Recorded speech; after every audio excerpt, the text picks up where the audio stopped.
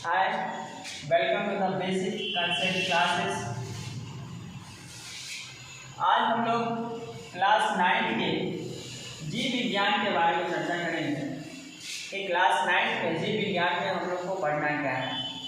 जैसा कि मैं बता दूं कि इससे पहले मैंने क्लास 10वीं की स्टार्ट की थी, तो उसमें मैंने चैप्टर वाइज समझाया था कि हमको पढ़ना क्या है, क्योंकि जब तक हमको पता नहीं होगा कि हमको जाना कहाँ है तो ऐसे ही चलते रहेंगे तो मंजिल नहीं मिलेगी। वैसे ही अगर हम पढ़ते रहें तो हमको उतनी नॉलेज हासिल नहीं होगी जब तक हमको पता नहीं है कि किस चैप्टर में क्या पढ़ना है और किस चैप्टर में क्या इम्पोर्टेंस दिया गया है।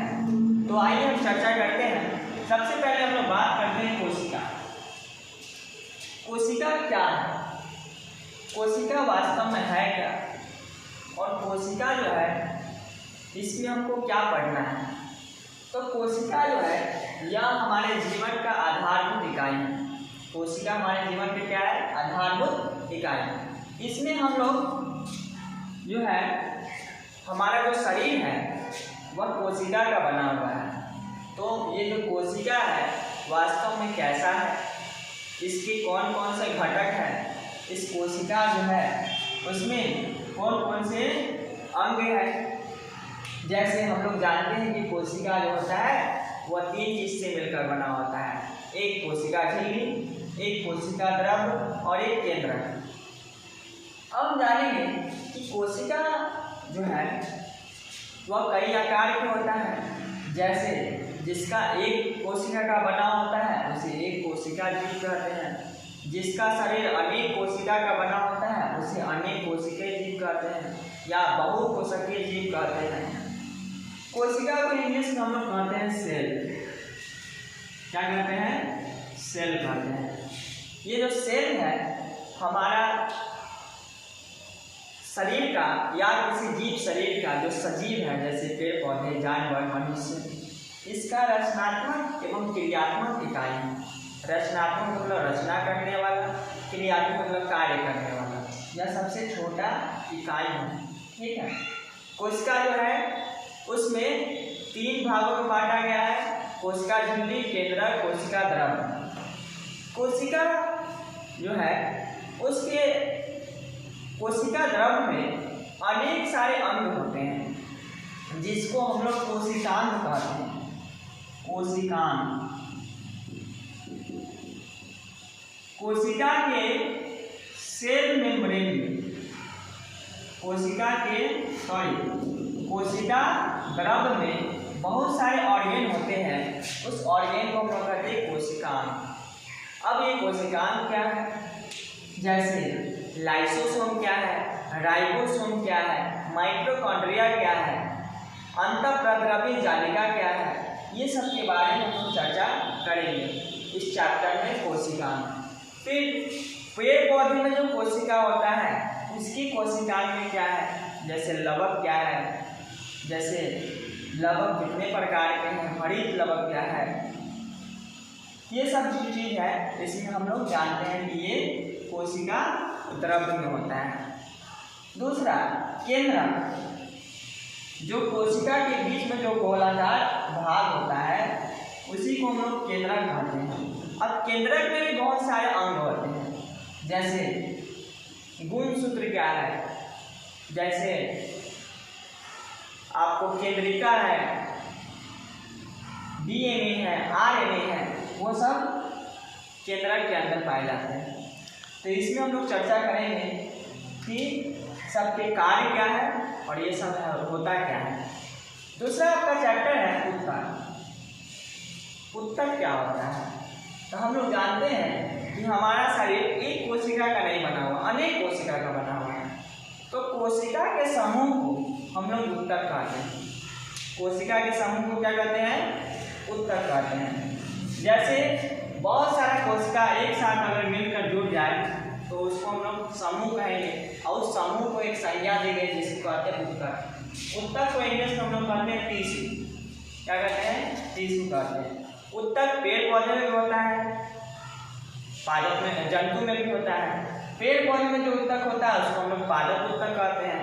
जंतु में जो उत्तक होता है उसको हम लोग जंतु उत्तक कहते हैं। उत्तक जो है उसको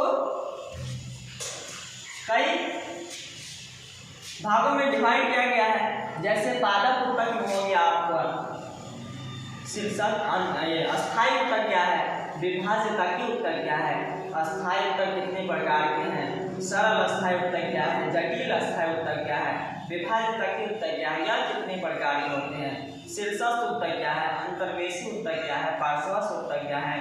फिर हम लोग जानेंगे कि सरल अस्थायी उत्तक कितने प्रकार के होते हैं। सरल अस्थायी उत्तक भी अनेक प्रकार के होते हैं। जैसे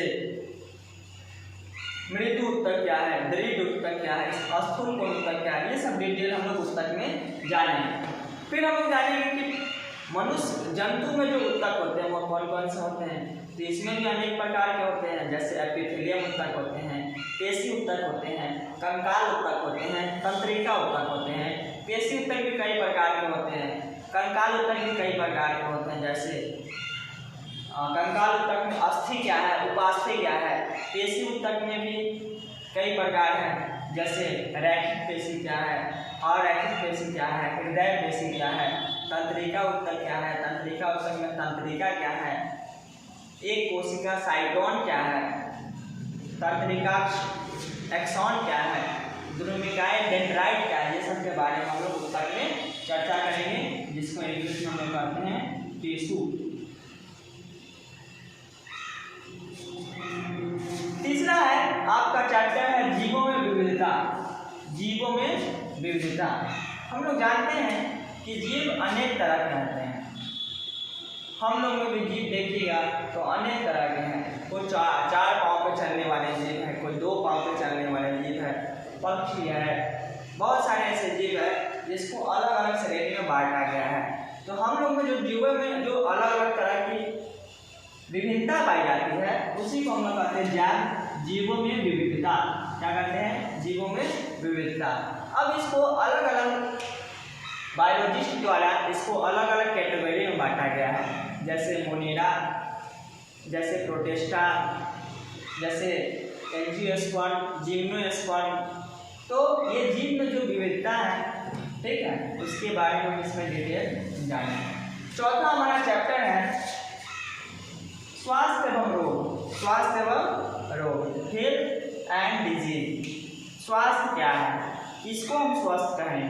तो जो व्यक्ति मानसिक रूप से, शारीरिक रूप से और सामाजिक रूप से स्वस्थ होगा उस व्यक्ति को हम लोग स्वस्थ कहें। स्वास्थ्य जो होता है उसको बनाए रखने के लिए हम लोग को क्या करना चाहिए? तो स्वास्थ्य को बनाए रखने के लिए हम लोग को बहुत सारे क्रिया करते हैं। जैसे समय समय पर खाना खाना चाहिए, रेगुलर एक्सरसाइज करना चाहिए। ये सब जो चीज़ है स्वास्थ्य को हमको मेंटेन रखता है। रोग क्या है? रोग हम लोग जानते हैं कि जो व्यक्ति सामाजिक, मानसिक या शारीरिक रूप में से या किसी एक रूप में अगर वो कमजोर है तो उसको हम लोग कहेंगे कि उस व्यक्ति रोग है या वह किसी रोग से ग्रसित है। रोग 2 तरह के होते हैं, एक संक्रामक रोग होते हैं, एक असंक्रामक रोग होते हैं। संक्रामक रोग मतलब जो एक व्यक्ति से दूसरे व्यक्ति में फैलता है, जैसे टीबी, एड्स, ये सब संक्रामक रोग है। असंक्रामक रोग क्या है? तो जो एक व्यक्ति से दूसरे व्यक्ति में नहीं फैलता है। तो इसमें मोटा मोटी जाने तो हम लोग पढ़ेंगे कि टाइफाइड क्या है, निमोनिया क्या है, एड्स क्या है, पोलियो क्या है, ये सब के बारे में जानेंगे। ये सब का कौन सा बैक्टीरिया वायरस के कारण होता है, इसका लक्षण क्या है, इसका इलाज क्या है, इसका बचाव क्या है, ये सब के बारे में डिटेल हम लोग चौथा पार्ट में जानेंगे। 5वां पार्ट का नाम है खाद्य संसाधन। खाद्य संसाधन किसमें? पौधे में। अब पौधे हैं तो पौधे में कैसे फसल किया जाता है, उसमें कौन खाद का इस्तेमाल किया जाता है, हरित क्रांति क्या है, ये सब के बारे में डिटेल हम लोग जाने खाद्य संसाधन।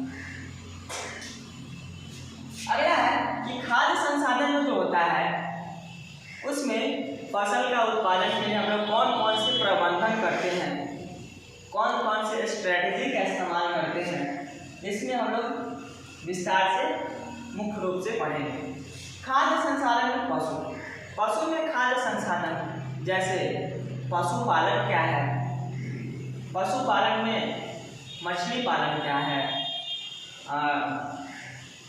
जैसे आपको पोल्ट्री फार्म क्या है, या कह सकते हैं कि अंडा उत्पादन क्या है, ये सब का अपन डिटेल लोग जानेंगे। और ये सब का प्रबंधन कैसे किया जाता है, मैनेजमेंट कैसे किया जाता है, ये सब के बारे में डिटेल हम लोग खाद्य संसाधन में जानेंगे। ठीक है।